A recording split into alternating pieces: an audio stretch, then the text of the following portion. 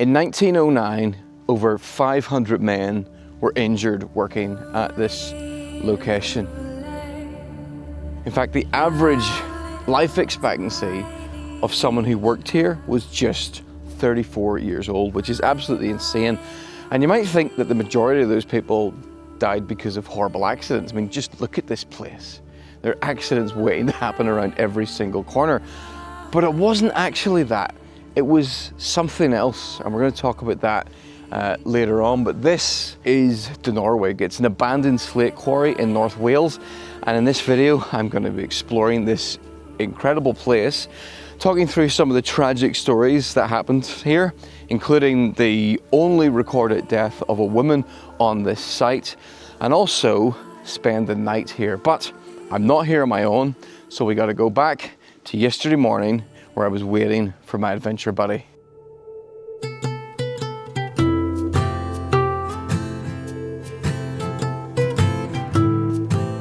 This location looks so much nicer than the last time I was here. I was here about a year ago and it was absolutely miserable. And I actually think miserable conditions are nearly a better way to view this place. It's so much more atmospheric. So if you want to see that, you can go watch the video at the end. But today I am playing tour guide to somebody who's here for the very first time. It's Paul Messner. Of all the beautiful places in the Snowdonia, Snowdonia, you bring me here. There's some very adorable goats over here. What? There, I've never seen a baby goat. You've never seen a baby goat? No. You're kidding. I've seen lambs, but I've never seen a baby goat. You're kidding.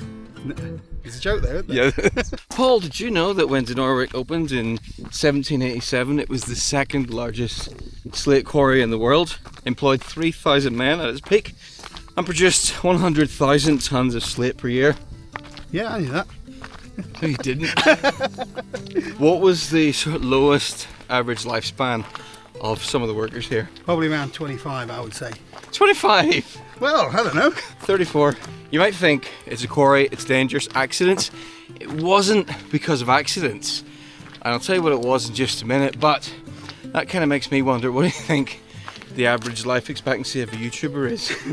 I'm hoping it's at least 52. Yeah, well, you're a few decades ahead of and further. What did you actually do before you started doing YouTube? Worked in a factory as a health and safety coordinator. You worked in health and safety, and today we're exploring an abandoned quarry. I've done a risk assessment. What about you? I've done everything. I was a paper boy for a week until I caught a cold. I was a butcher for 4 years when I was in school. I worked in camera retail, graphic designer, web designer, and web developer of all things, which neatly brings me on to the sponsor of this video, which is Squarespace. Squarespace is an online platform that you can use to build a website with zero skills whatsoever. It's really simple to use. All you have to do is choose an existing theme and add your content. They have a visual editor that lets you build your website without needing to know any code. You can change fonts, colors, make changes to the layout and positioning, and it even lets you preview what the website's going to look like on mobile. So head to squarespace.com for a free trial, and when you're ready to launch, go to squarespace.com/Stephen J. Reid to save 10% off your first purchase of a website or domain. And we are now at a site, not a website, but a site of the thing that caused so many deaths up here. This was a slate mill, and in that building, it's quite a long building, they had massive cutters and blades that cut the slate up. But what that produced was a huge amount of really fine dust. When you got that rock dust, that silicate into your lungs, nasty stuff happened. I feel like I'm gonna cough now just just talking about this. It caused inflammation first of all, and then it caused scarring of the lung tissue, and this eventually led to a condition called silicosis. Silicosis was responsible for the deaths of literally thousands of quarrymen who worked up in places like this in Wales. But that wasn't the only risk here. There was also lots of accidents and nasty things that could happen to you, and I've got two of those, two particularly nasty ones, to tell you about. Well, what do you think of the view? It's incredibly beautiful and hideous. Yes, that's exactly what I said. Yeah, it's awful. Like, it's an absolute desolate wasteland, but It's beautiful. Yeah, I can't wait to go and explore some more. This place has been used as a playground for rock climbers and people exploring and adventuring for decades, really. But officially, once you cross those fences, you very much do so at your own risk, and the landowners actively discourage you from doing it. Word of warning, this looks really nice. Paul, go inside it and tell me what it smells like. I'm not going in very far. Last time I was in there, it smelled like a toilet. Does it still smell like poo? Yeah.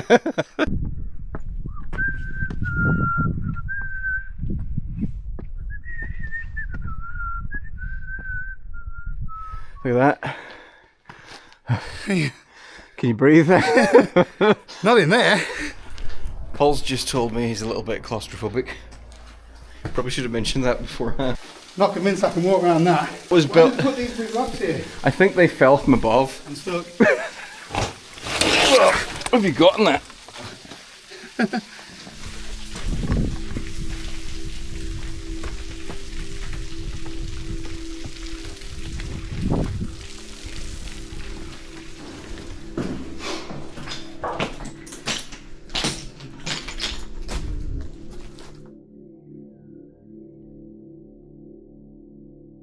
You see over there?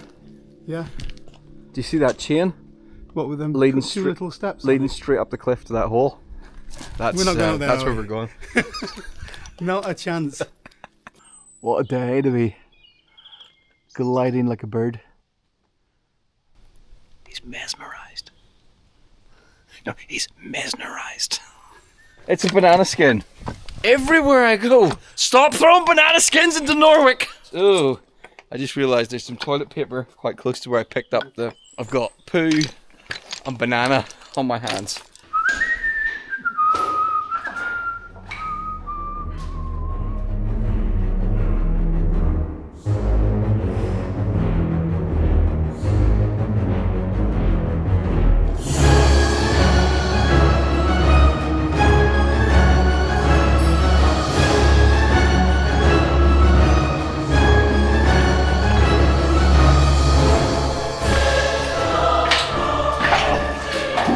This place is just such an incredible labyrinth of tunnels connecting through the other bits and these massive deep.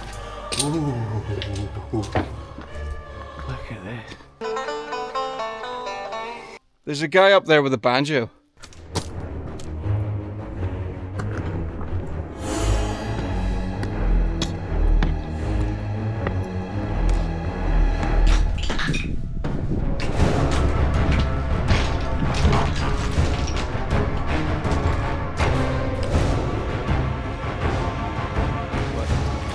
Look at this. Look at this. Looks like a massive robot head. And then another robot. Now I've heard a rumour that there's one of these cabins higher on up that still actually has a roof, windows and a usable stove in it. So that's what we're looking for next. But to get there, we have to climb the 300 steps of what's called the Fox's Path, which apparently is how, whoa, that's quite steep, which is how the quarrymen got up here. I've already done about 200 steps. There's another 300 to do. I told Paul it was 300 steps in total.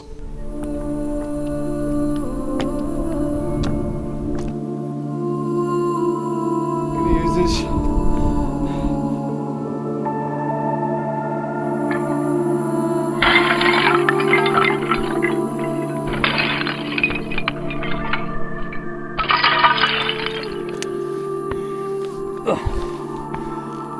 Ooh. Look at this.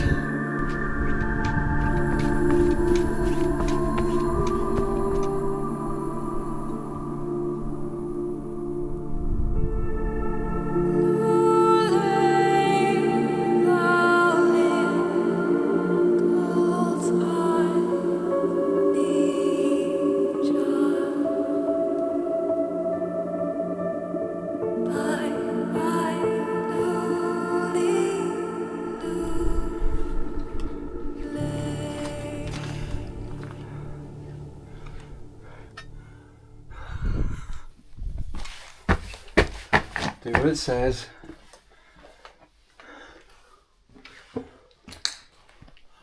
That is a lot of graffiti. Welcome to the Airbnb, Mr. Mesner. I found the toilets! What is that?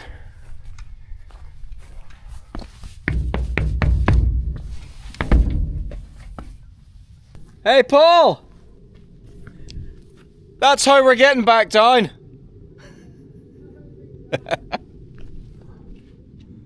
Oh, it moves.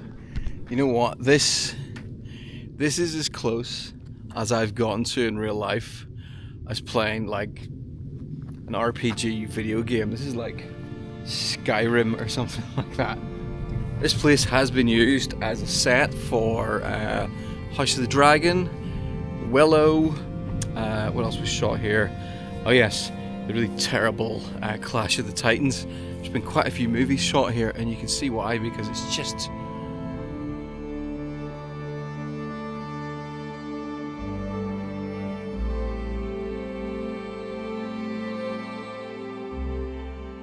The workers didn't live in these cabins, but these would have been used during the day if they need a break. Weather would be pretty horrendous up here.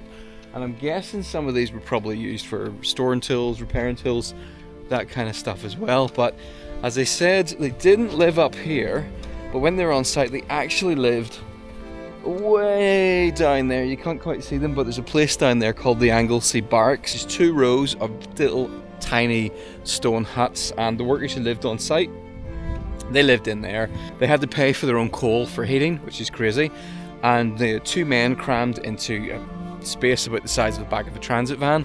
There were fleas, there were rats, and in winter it was absolutely freezing. And perhaps not unsurprisingly, those barracks eventually had to close in 1937 after it was finally declared that they were entirely unfit for human habitation.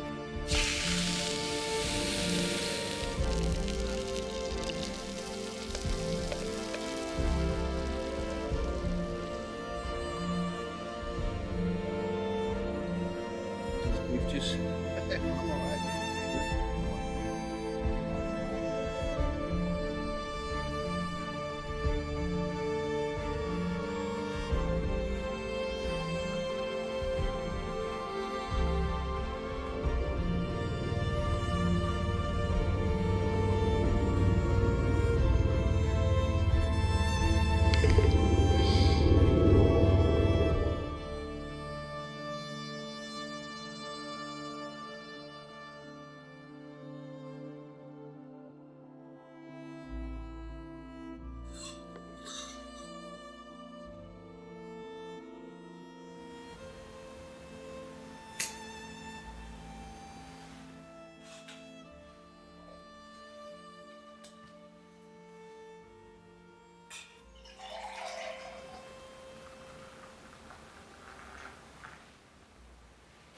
Our dinner this evening, and this person's going to remain anonymous because I think they probably would have preferred that, but at the outdoor show, at the Outdoor Expo, somebody slipped a £20 note into my hand and said, I'm not a patron, I'm not a member of your Patreon, but go get a feed. So, you know who you are, so thank you very much, and you Thank you. bought us our dinner this evening, dinner, so yeah. yes. Thank you, mysterious benefactor. It's actually warming up in here. We've got the stove going, got a little fire log on. It's freezing outside, there's no clouds, stars are out, might go out and shoot some astrophotography. But first of all, while we're in this enclosed stone cabin, I will tell you the tale of, what was his name? Hugh Roberts, who on the 14th of March 1894, down in the Anglesey Barracks, which is way down at the bottom, Hugh was due to head out the next day to go blasting. His dynamite got wet, so he set it in front of a stove, just like that. God. And you can guess what happened. Dynamite blew up. Hugh was smeared around the inside of the Anglesey Barracks. Thankfully, nobody else was injured. So, with your background in health and safety, Yeah. what would be your risk assessment procedure for drying dynamite in front of a fire? You wouldn't put dynamite anywhere near a fire, would you? Well, and if you think that's bad, tomorrow morning I'll tell you the very tragic tale of Catherine Williams, the only recorded an incident where a woman was killed at Dinorwig quarry. Have you got one later on though that's got a happy ending? They're all tragic, your stories, aren't they? People like tragedies. I know. I think that's the thing. People like looking at other people's misfortune. It makes them feel better, I think. Yeah. Is that healthy? No, it's not healthy at all. But My socks are a bit damp. My toes are pretty cold. But I've got these. I got these from Exped at the National Outdoors Expo. And these are camp slippers. Anyway, I don't know if you can tell, but I'm quite tired. I travelled over on Thursday night, spent a day in the Lake District, and drove down to Birmingham, 2 days at the National Outdoors Expo, just talking to people constantly, and then straight over to Wales, and then out doing this today into tomorrow. So yeah, I'm quite exhausted, so I wouldn't mind a nice sleep tonight. I'll see you in the morning.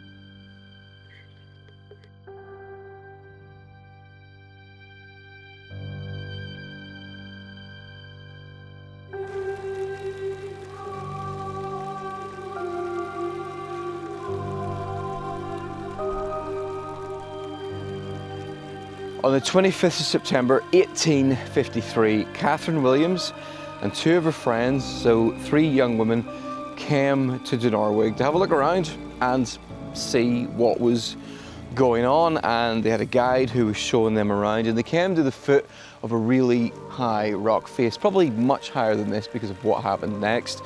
And when they were there, the man got them to stand off to one side because workers from above were about to throw some rubbish and rocks over the edge. Unfortunately, one of those rocks, when it hit the ground with such force that it exploded. And fragments of the rock shot out like shrapnel, and Catherine was hit right in the back, and it punched a hole through her, and she pretty much instantly bled out and died on the quarry floor. This place killed men at a rate of about 4 per year. And you can kind of see why. Paul's right, I really do need some more positive stories. The thing is, this is just one of many quarries around Wales like this, because at the height of this, around the sort of the start of the 19th century, this was an industry that employed about, I think it was around 16,000 men and exported nearly 500,000 tons of slate worldwide. It was prized all over the world for all kinds of uses. But then by the 1960s, cheap imports started to come in from places like Germany, Spain, and China. And within a few decades, the number of people employed by the slate industry in Wales was down to a few hundred. Dinorwig closed, I think, in 1967. And today, there are now only about 200 people still employed by the slate industry in Wales. So it's now a very, very niche industry, which, yeah, it's kind of crazy. You stand here and you feel like you can kind of hear the echoes of a massive industry. You look around and you see the huts, you see the little human constructions, you just see the fingerprints of long dead men on the landscape. And today this place is just silent. Paul, any thoughts on the decline of the Welsh slate industry from the 1800s to the 19th century and beyond? No comment. No comment. And I know some of you are going to be messaging me saying, how did the Durston X-Men Pro hold up? Is it all covered in condensation? And these conditions couldn't be worse for condensation. There's very little wind, so not much air movement. Low cloud. And it's raining. That's dry. And I actually can't believe that. I mean, there's like you feel like a very fine layer of damp, but when I wipe that, look,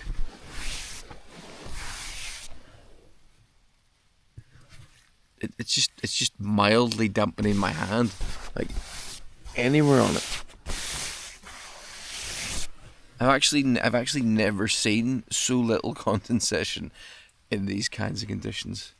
So far that's looking pretty good. But apparently Paul is making me breakfast, so I'm going to go in and see what he's making.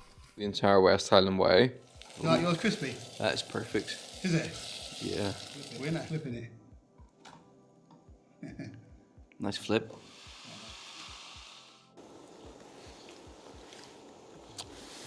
No, it's not good.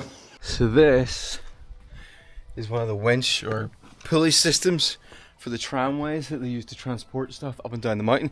You can actually see the remnants of the cart there.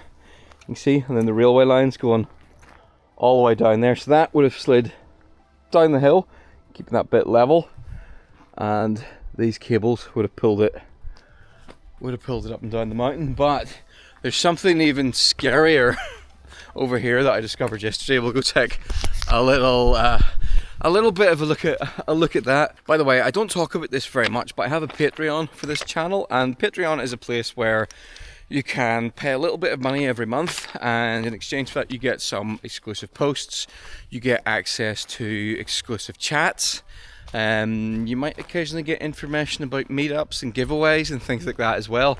But it's also, if you just want to give back, I guess, a little bit to the channel. I love making these kinds of videos where I'm finding out, this is it here, where I'm finding out history of places, but there's a lot of work and research and travel and stuff and expenses involved, so every little helps.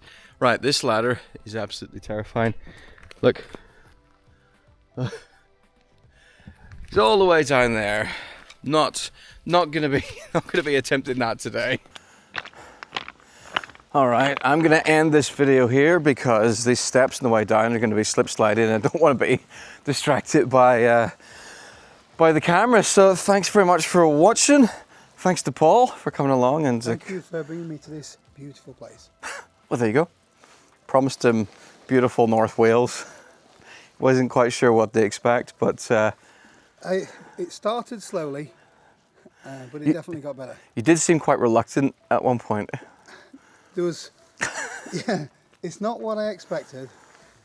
But you should even look at it now. Look at the low cloud coming in there. It's so atmospheric. And last night, that was beautiful. Yeah. See, this is why I said I think this place is more interesting in this kind of weather.